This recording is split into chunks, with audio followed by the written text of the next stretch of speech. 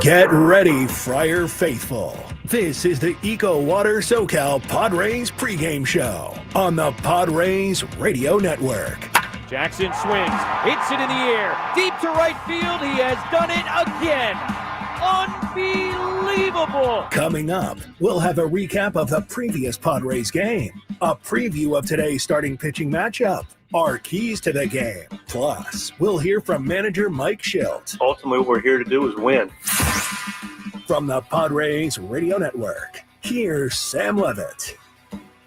San Diego Padres baseball coming up on 97.3 The Fan and the Padres Radio Network. Today the Padres take on the Los Angeles Angels in the final and rubber game of a 3-game series. Our starting pitching matchup today: on the mound for the Angels, right-hander Kyle Hendricks, and for the Padres, right-hander Randy Vasquez. Hi, good everyone. Sam Levitt with you inside the Lofts here at the Western Metal Building at Petco Park. First pitch coming up at 6:40 p.m. as the Padres go for a series win against the Halos. Coming up in the next 50 minutes, we'll hear from Padres manager Mike Shildt. We hear from Padres outfielder Jason Hayward. And in just a few minutes, we check in with Tony Gwynn Jr. But first, it's time to set the table. Brought to you by Fraser Farms Market. Set your table with the highest quality of natural and organic products from Fraser Farms Market, a San Diego original since 1971 with 3 locations: La Mesa, Vista, and Oceanside, and at FraserFarmsMarket.com. Padres entered today with a record of 26-15. They come into today a half game behind the Dodgers for first place in the National League West. Padres lost 2 in a row on Sunday against the Rockies and Monday against the Angels, but bounced back last night. Meanwhile, the Angels come in 17-24. They started the year at 9-5. Angels are 8-19. Since then, we had a great game, a back-and-forth battle last night here in downtown San Diego. Let's rewind. Did you miss what happened in the last Padres game? Let's take a look back with our Padres Rewind on the Padres Radio Network. Padres trailed 1-0 going bottom 5. Padres had runners on first and third with nobody out. Jason Hayward at the plate. Runners take their leads. Here's the 2-2 pitch. Hayward check swing on a ball down, squirts away from Ohapi. Throw down to second base, goes into center field. Cronenworth was at second. He's on his way to third, and Xander will score to tie the game. Later in the inning, Jake Cronenworth was on third base with 1 out for Martin Maldonado, and that's when the Padres played some small ball. 1-1, he squares again, bunts towards third. It's a beauty, fielded by Moncada. The only play is to first. He throws Maldonado out, a squeeze bunt, and the Padres lead it 2-1. They're ahead for the first time tonight. Padres still leading 2-1 in the 7th. Jeremiah Estrada came in to replace Dylan Cease with 2 outs and a runner on base. First pitch swinging. Adele sends one to the gap in left center field. Rengifo's on his horse heading to third. Merrill picks it up on the warning track. Sends it into Bogaerts. His relay to the plate is not in time. Bang, bang at the dish. But Rengifo slid head first. I think Maldonado tagged him on the shoe. And as close as it can get, but Joe Adele has tied the game 2-2 here in the 7th inning. Angels manager Ron Washington pinch hit in the number 9 spot with rookie Matthew Lugo. First pitch to him is swung on, hit in the air, deep to left field. Hayward is back at the wall. He turns to watch. It's going to go. Pinch hit, home run for Lugo. His second major league home run, both in the pinch. This one a 2-run shot, and all of a sudden it's 4-2 Angels. Padres answered in the bottom of the 8th inning. First, it was Gavin Sheets. 1-1 pitch, popped into shallow left center field. Long run, Ward coming in, drops in front of him. Tatis has scored. Manny will be held as the throw comes in, and a 1-run game as Gavin Sheets muscled one the other way and dumped it in between Ward and Neto. Manny was 90 feet away from scoring with the tying run. Here's the pitch. Xander takes in the dirt, kicks away from Ohapi. Machado on his way, the throw and the tag, and he lost the ball. Machado scores, and the game is tied. Bottom of the 9th inning, we were still tied at 4. Veteran closer Kenley Jansen came in. He walked the leadoff man to put the winning run on base, and then it was El Nino. And Fernando swings, hits it in the air, high and deep to left center field. This one is way back, gonna go! Walk-off home run, Fernando Tatis Jr. a 2-run shot against Kenley Jansen. And tonight it's the Padres who come from behind and beat the Angels 6-4. Fernando Tatis Jr.'s first career walk-off home run. The Padres win the middle game of this 3-game set, 6-4. Fernando with the heroics. Now the Padres go for a series win on this Wednesday evening. As we get ready for first pitch coming up at 6:40, let's go inside the Jerry Coleman Broadcast Center. Let's take a trip up to the Padres broadcast booth for a deep dive on today's matchup with Tony Gwynn Jr. in our Padres game preview on the Padres Radio Network. Tony, before we get to today's matchup, I want to revisit that at bat for Fernando Tatis Jr. in the 9th inning yesterday, because it was really interesting as I watched the replay of that home run, and I didn't get a chance to ask Fernando about it earlier today, but if you look at the replay of that walk-off home run, it looks like Fernando goes to that big leg kick, actually got the foot down maybe a little too early, and then readjusted, ended up hitting the ball 430 feet, 109 exit velo. And Tony, I thought it was just a great example of the physical specimen that Fernando is, the special hitter that he is, because even on a pitch where maybe he mistimed it a little bit, he still was able to adjust and hit it a long way. What'd you think? Yeah, no, he's an alien. That's a really good example of him not being from this planet. And I say that jokingly, but kind of seriously at the same time. I think most guys, I shouldn't say most, there are a few guys in the league that could mistime it like that and still find a way to hit it hard and get a hit, but there are very few that could hit it 430 plus feet on that type of move. And I mean, it wasn't just that. Throughout that game, you know, I think because of Soriano's sinker and how quick it was getting on him, he kind of abandoned it. He went back to getting his foot down. He was able to draw a few walks, and then when he got to Kenley, he was able to kind of get back to that leg kick. And as you said, and I saw the same thing you did with the leg kick. It's so important to get it up, to get started early so that you can get down on time. He ended up being down a little bit early, and then the alien part of him took over as he hit that ball. Yeah, the side angle of it, I was just amazed. You see the torque and all the power that comes from that swing. It was just amazing to watch. Really an interesting replay when you looked at it for Fernando's first career walk-off home run. Let's talk about this starting pitching matchup here tonight. We begin with Randy Vasquez on the mound for the Padres. And Tony, he put together a really good outing his last start in Colorado at the altitude. 6 innings, 2 earned runs given up. Biggest number maybe was 5 strikeouts against 1 walk, because walks had been a big issue for Randy. What was your main takeaway from Randy's last start? I mean, really his last 2 starts have been a marked improvement, but the last one in particular, because the walk total was down.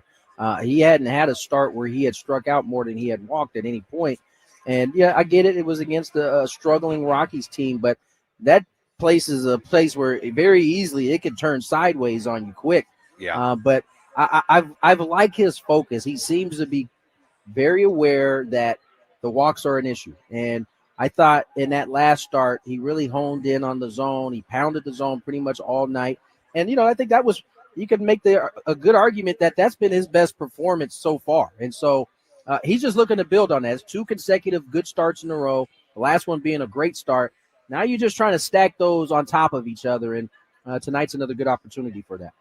On the other side of this pitching matchup, right-hander Kyle Hendricks on the mound for the Angels. First year in L.A. after spending all those years with the Cubs. And as we know, Tony, he's somebody who goes about it a little bit differently. He's not going to blow you away with velocity at all, but he's put together a really great career, even with that bit of a different approach, different arsenal, somebody the Padres have seen a lot of before. If you're the Padres offense here tonight, what's the approach against a guy like Kyle Hendricks?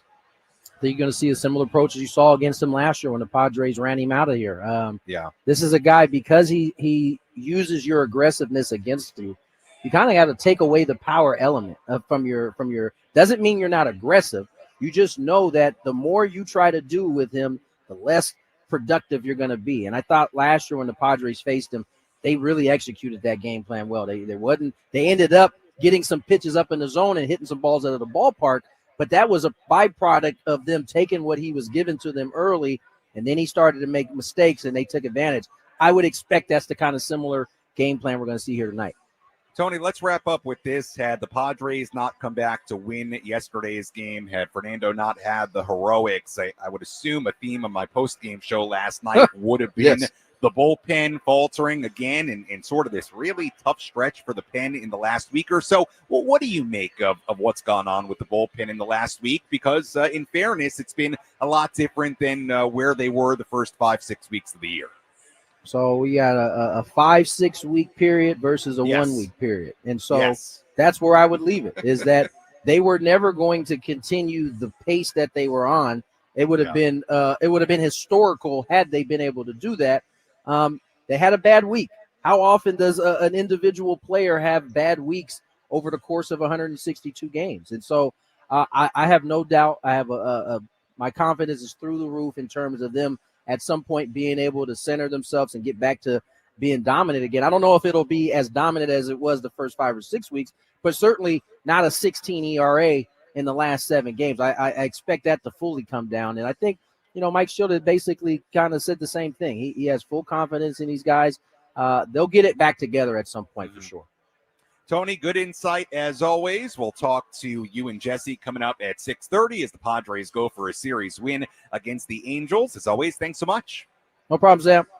Tony Gwynn Jr. joining us on our EcoWater SoCal Padres pregame show as we get ready for today's game on the Padres radio network. Again, we go out to Jesse and Tony at 6:30. First pitch coming up at 6:40. Randy Vasquez against Kyle Hendricks, our pitching matchup on what is a beautiful Wednesday evening here in America's finest city. It is the reversible bucket hat giveaway tonight. Looking around the loft, and by the way, the loft is absolutely packed on this Wednesday night, just about 50 minutes before game time. A lot of those reversible bucket hats, they are really cool. One side is 1984 themed. The other side is 1998 themed. And looking around the loft right now, I feel like I see more people with the 1984 side on right now. We do have some 1998 sides as well. So really cool giveaway here today. Everybody here early, and should be a good night of baseball here in downtown San Diego. When we return, we'll hear from Padres manager Mike Shildt. Plus, a little bit later, we hear from Padres outfielder Jason Hayward. Really good conversation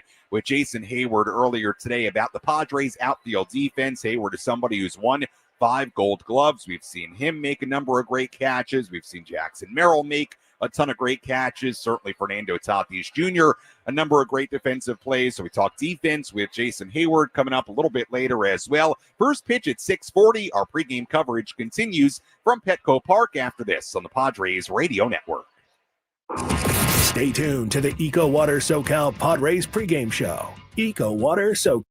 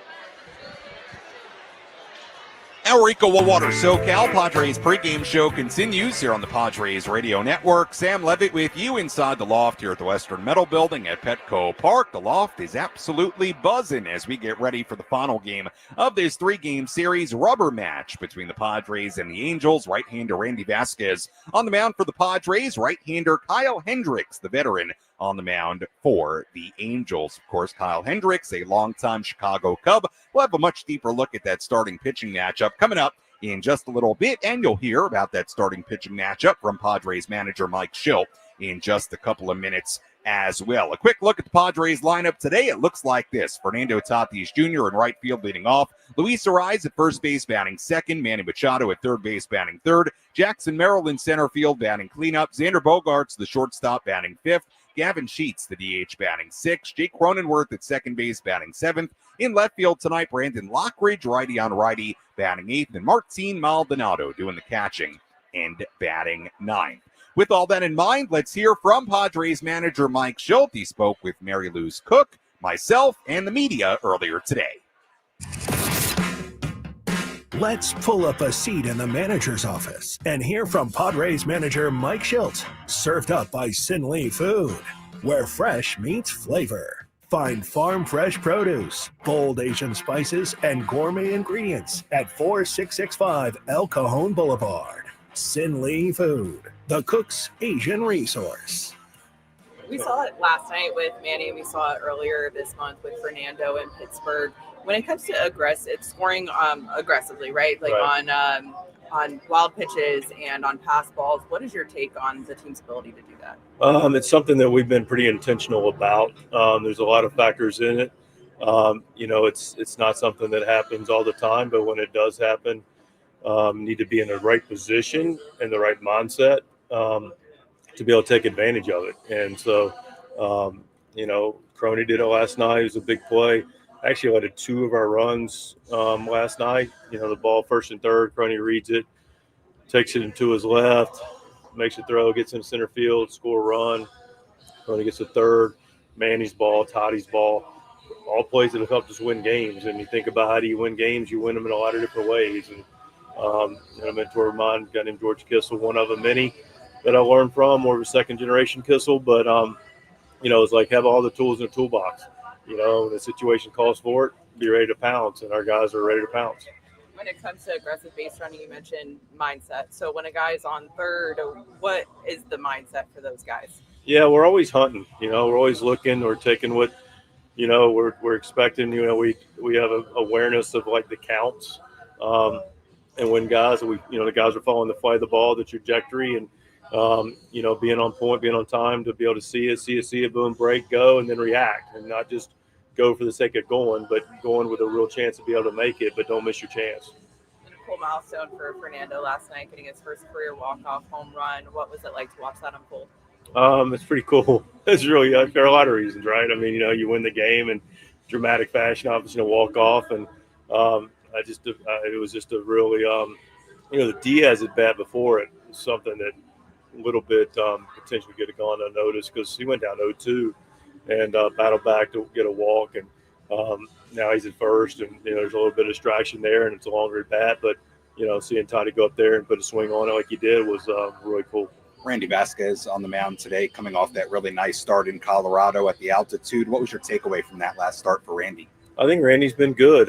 Specific to the last start, controlled counts, been able to get the first hitter out. Sometimes easier said than done, but really good 0-1-1 counts. I thought the ball was going where he wanted it to go. Cutter's been good. Off-speed pitch is good. Him and Maldi have worked really well together, and looking forward to more of the same tonight.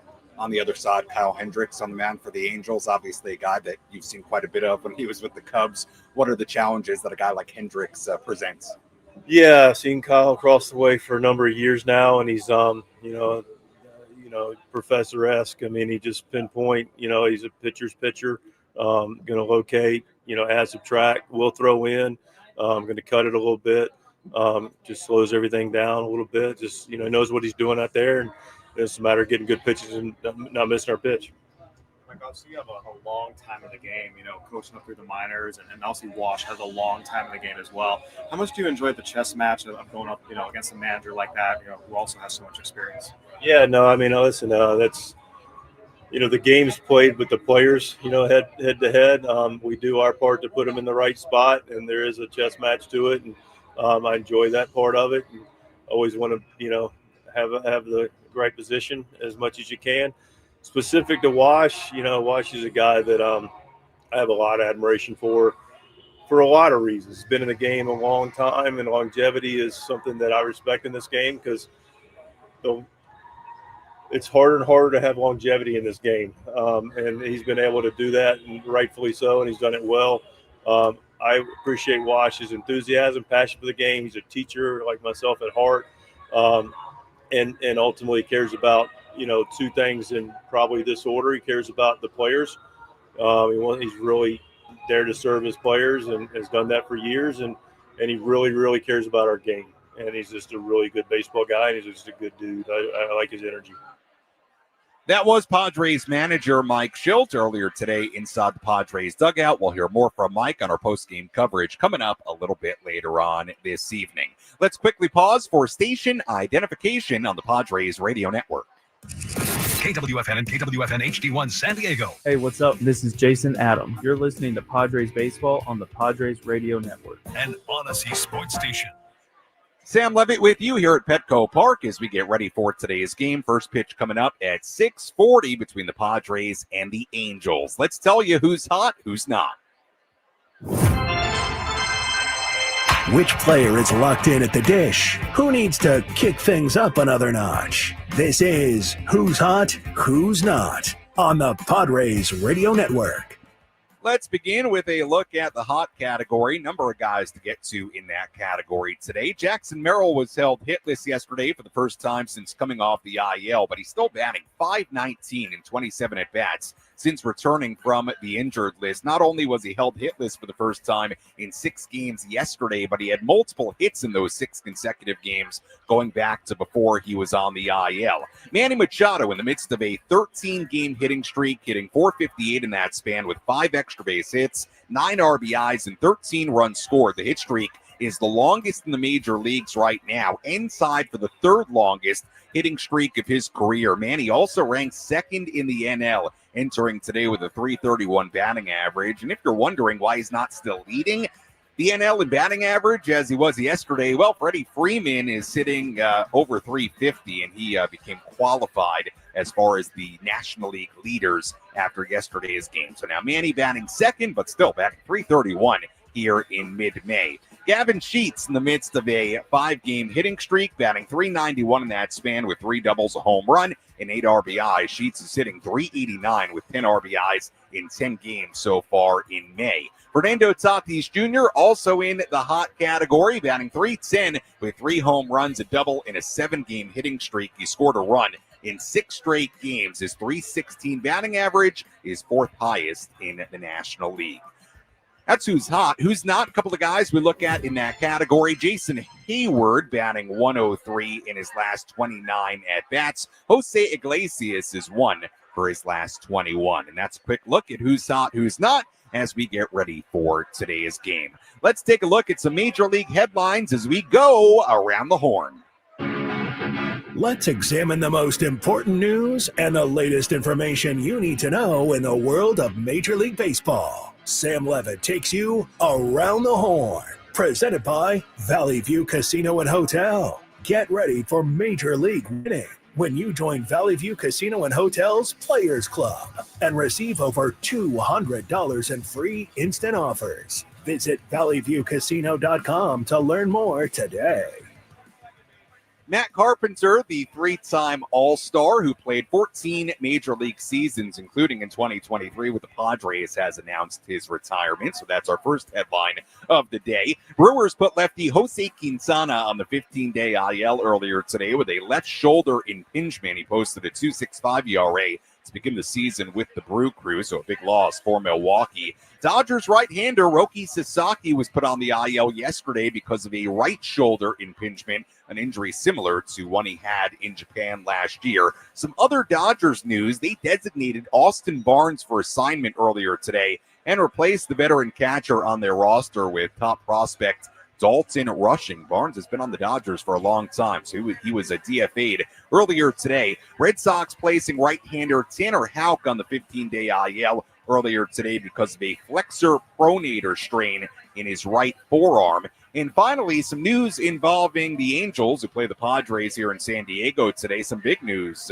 really. Hard-throwing reliever Ben Joyce will miss the rest of the Angels season after undergoing surgery on his right shoulder. The Angels announced this earlier today, went on the IL about a month ago with inflammation in his throwing shoulder, and Ben Joyce is now out for the rest of this season due to shoulder surgery. So that's a look at some headlines from around the major leagues. And speaking of injuries and, more positive news, guys coming back. When we return, we'll hear from Mike Shildt on Yu Darvish, and we also hear from Padres outfielder Jason Hayward. Much more to do on our pregame coverage. Let me get a sip of water. First pitch coming up at 6:40 here on the Padres Radio Network.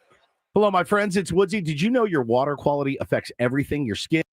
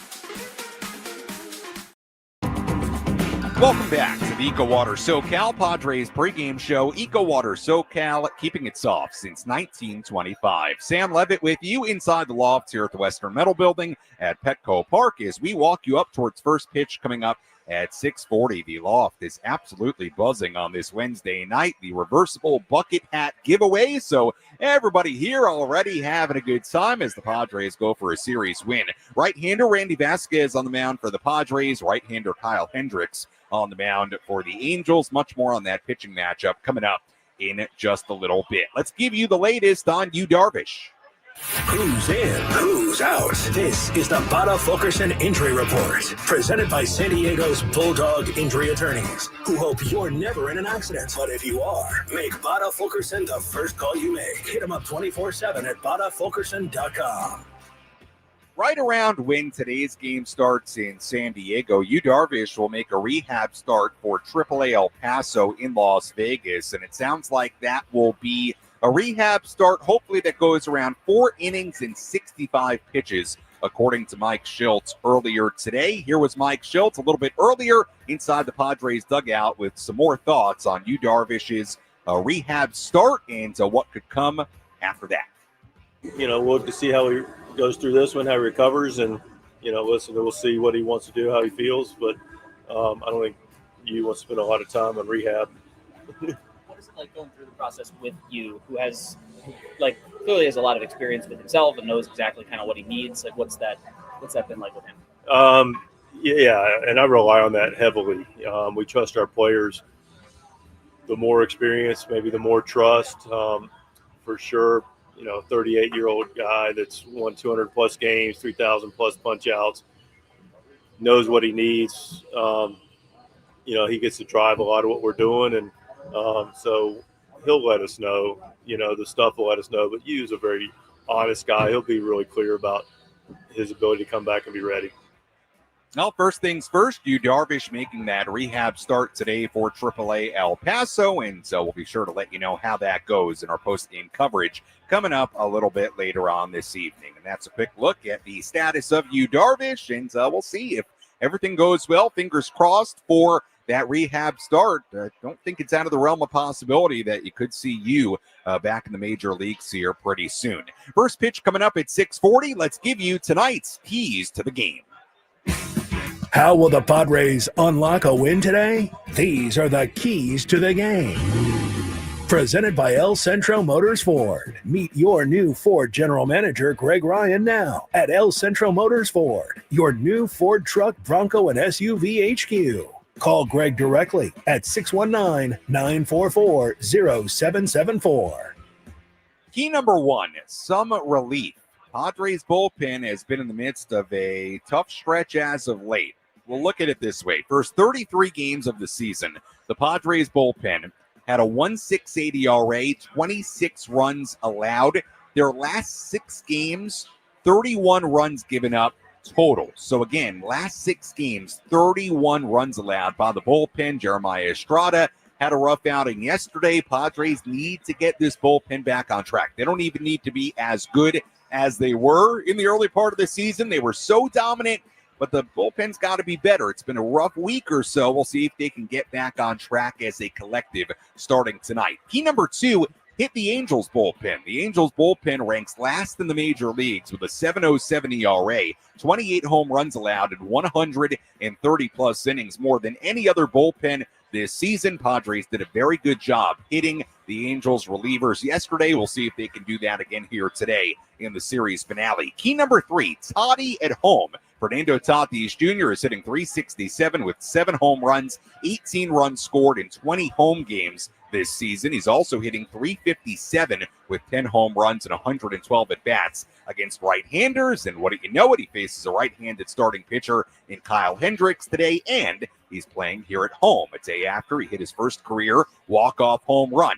Key number 4, Manny against Hendricks. He has really great career numbers against Kyle Hendricks. Machado hitting .450 in 20 at-bats with a double in his career against Hendricks. Key number 5, keep putting pressure on the Angels defense, meaning put the ball in play. The Angels have committed 3 errors in this series. They're minus 21 defensive runs saved as a team, is 4th worst in the majors. And even if you don't know a ton about defensive runs saved, all you need to know is that it's a pretty good defensive metric, and the Angels rank 4th worst in the major leagues. Key number 6, deal with Shawnuel. The Angels' Nolan Shawnuel, or I should say, Nolan Shawnuel. I thought it was Noah for a second. I don't know what I'm thinking. Nolan Shawnuel had 3 hits last night. He's hitting .375 with 6 runs scored across his last 9 games. Shawnuel has 5 multi-hit games in that span. So he had a very good game last night, batting second, playing first base for the Angels here today, dealing with him towards the top of the lineup. Very, very important, as is dealing with Zach Neto at the top of the lineup. We'll talk more about Zach Neto in our next segment, and that's a look at our keys to the game. Well, Jason Hayward is part of a Padres outfield that has been very, very good defensively as of late. Jackson Merrill making some tremendous catches on Monday night. We know Fernando Tatis Jr., the Platinum Glove winner. Hayward has 5 Gold Gloves of his own in his long career. I talked with Jason Hayward about the Padres outfield defense and more earlier today inside the clubhouse. I feel like this team's outfield defense has been really, really good this year between what you've done, what Jackson has done in center field, what Fernando has done in right, a bunch of others in there as well. How do you feel about the outfield defense that you've played so far as somebody who's won a lot of Gold Gloves in your career? I think it's been a nice job. Just doing my best to, stay engaged in the things that, from left field. It's different, right? For me, it's the most left field I played, but it's becoming more natural.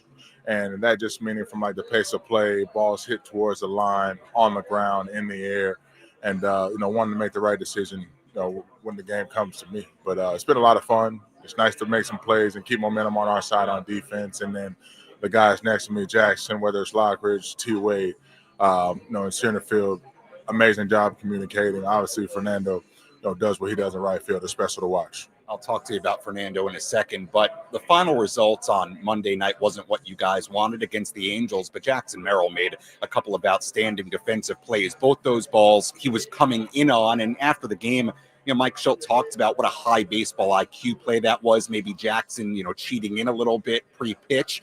Coming in on a sinking line drive like that, you've had a lot of experience going and catching those kinds of balls. What's the key to a ball like that? You got to go. And I know, you'll hear, different coaches or terminology. People say you've got to want the ball or expect the ball. But I think, as cliche as they are, it's very true. You've got to expect the worst to happen, based on where your position, almost like thinking the ball's going to be hit way away from me. Now I've got to be ready to make a play. But then after that, there's no hesitation. No hesitation allowed. You've got to go for it. You've got to trust it, trust your instincts, and take that gamble that you'll be in the spot. Is the no hesitation or the instincts, is that something that you feel like comes naturally, or does it build over the course of time? Both. The instinct and just trusting your ability is, a big part of it. That's the beginning. But then just realizing and trusting what you're going to get to.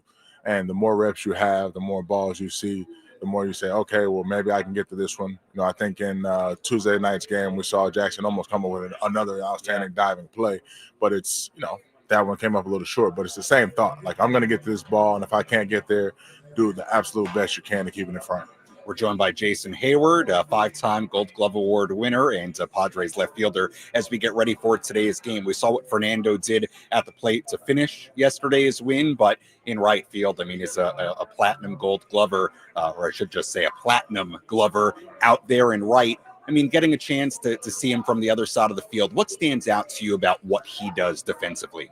Honestly, seeing it this year, I know he's a platinum glover, and that means you've got to win the Gold Glove and then, get the voting from everyone else involved.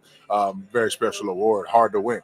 But just watching him this year, the baseball IQ, I know Shildt talks about it all the time, what he does on the bases, in the box, but on defense, he does his best to put himself in position to make every play possible. And that's from going back, going across, going to his right towards the gap, going to his left towards the foul line, and the plays he makes coming in. That just, to me, it says he's engaged in every pitch. He paces himself. He's very aware of, when he needs to be ready, and then he goes and gets the best jump possible. And so I think that just what you see in a well-rounded outfielder, and then not even to mention the ability he has to throw the ball as well. Jason, finally, from a game planning perspective, it's really stood out to me the last couple of years how prepared this staff seems when it comes to really every aspect of the game, really every little detail of the game. What stood out to you from a defensive standpoint about the game planning aspect of what you guys do? Yeah, no, David Macias, I know it's a complete staff as far as, Tim Leeper, also with the infield, it's a collaboration, but outfield wise, we do a great job of just communicating before the game. If we saw something maybe we need to tweak or make an adjustment on the fly, but also, like you said, going into each series and each day is just, what can we do to be in the best position possible? Do we need to play a little deeper in certain situations? Certain pitchers, do we need to, prepare differently? Certain hitters, just being as well-rounded as possible in that sense. And then lastly, Macias can do as much as as he wants with us, but he'll be the first to say it. It's about what we feel and what we see from us as teammates and outfielders, and I think we all do a great job of just communicating on what we got in the moment. Jason, it's been a lot of fun to watch you guys in the outfield making great plays all year. As always, appreciate the time. Thanks so much. Absolutely. Appreciate you having me. That was Jason Hayward inside the Padres clubhouse earlier today. Jason not in the lineup for the Padres here tonight. Brendan Lockridge playing left field, and we'll see if we see Hayward at some point here tonight off the bench. Let's take a full look at the out-of-town scoreboard. Let's take a trip around the bigs to highlight the scores that matter most with our out-of-town scoreboard. Presented by Jensen Premium Beef Patties. Always a hit for grilling. Games going on right now. We have a doubleheader in Philadelphia. Game 2 of that doubleheader, Cardinals 12 and the Phillies 7 in the top of the 9th inning. Game 1 of that doubleheader, Phillies won 2-1. Blue Jays lead the Rays 3-1 in Toronto in the 8th inning. Pirates ahead of the Mets 4-0 in the 6th inning. White Sox 4, Reds 1 in Cincinnati in the 8th inning. Braves lead the Nationals 4-3 in Atlanta in the 7th. Marlins 3, Cubs 1 in the 7th inning in Chicago. Rangers lead the Rockies 4-1 in Arlington in the 4th. Royals 2, Astros 1 in the 5th inning in Houston. We do have some other finals today. The doubleheader in Baltimore today is over. Game 1 of that doubleheader. Twins winning it 6-3. Game 2, Twins winning it 8-6. So the Twins sweeping that doubleheader from the Orioles. Other finals, Brewers beat the Guardians 9-5. Diamondbacks beat the Giants 8-7. Yankees beat the Mariners 3-2. Aaron Judge's 15th home run of the season in that one. And finally, Tigers beat the Red Sox 6-5 in Detroit. We'll have much more on all those games coming up a little bit later in our post-game coverage. When we come back, we tell you about one hitter in the Angels lineup you got to keep an eye on. Plus, we break down today's starting pitching matchup between Kyle Hendricks and Randy Vasquez. First pitch coming up at 6:40 on the Padres Radio Network. You're listening to the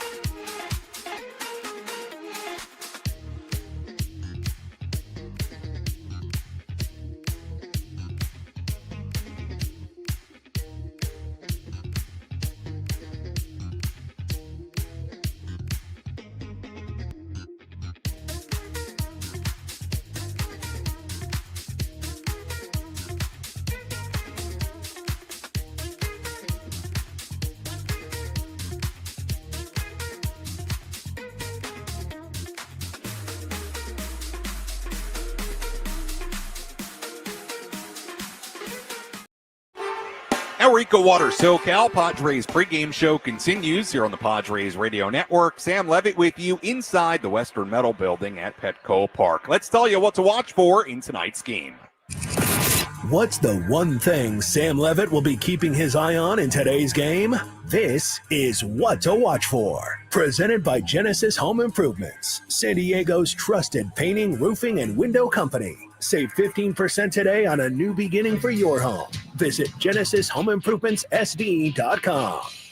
What to watch for? Can the Padres contain Angels leadoff man Zach Neto? Neto is homered in each of the first 2 games of this series. Hit a leadoff home run yesterday. Now has 6 home runs and 17 runs scored in 23 games this season. So keep an eye on that one here today. Zach Neto at the very top of the Angels lineup. Let's break down our starting pitching matchup between Randy Vasquez and Kyle Hendricks. Let's take a look at who's on the bump today with our starting pitching preview on the Padres Radio Network.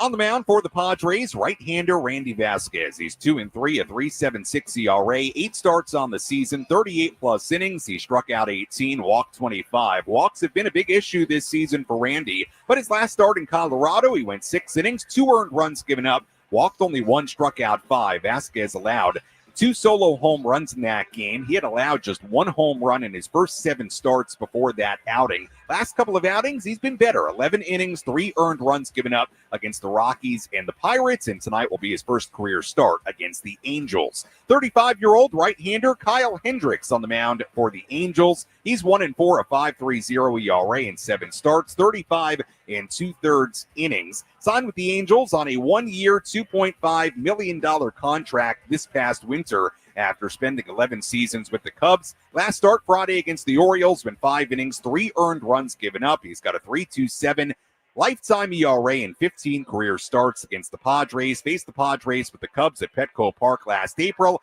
Gave up 7 runs in 5 innings. Jake Cronenworth hit a home run against him. And that's a look at our starting pitching matchup between Kyle Hendricks and Randy Vasquez.